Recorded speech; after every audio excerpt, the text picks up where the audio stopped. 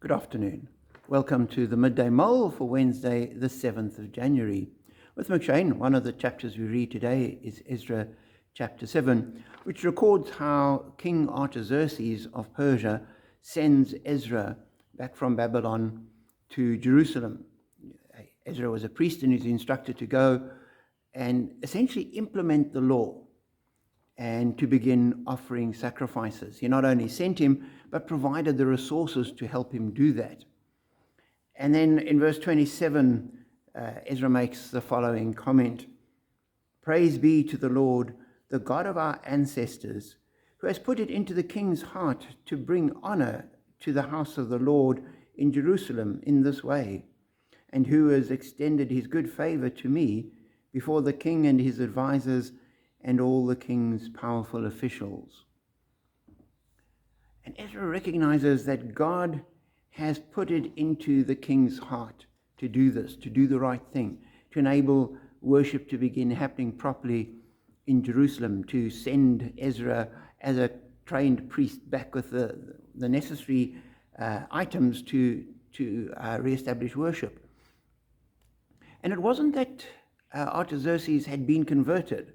Artaxerxes wasn't now a worshipper of God. He wasn't a proselyte. None of that. He carried on being whatever he was, worshipping Marduk and the gods of Babylon. But he just did this because he thought that would be the right thing to do. And Ezra sees that God put it into his heart. And sometimes we might be tempted to think that God only works through people that follow him, who obey him, who read his word and pray that God will guide them. Now, he works through people like that, but God can work through anybody. And that's one of the reasons I think that Paul tells us to pray for all rulers, because God can work and move their heart. He can put into their heart the right things to do. Whether they're Christian or not, God can work in hearts of people and change what they do.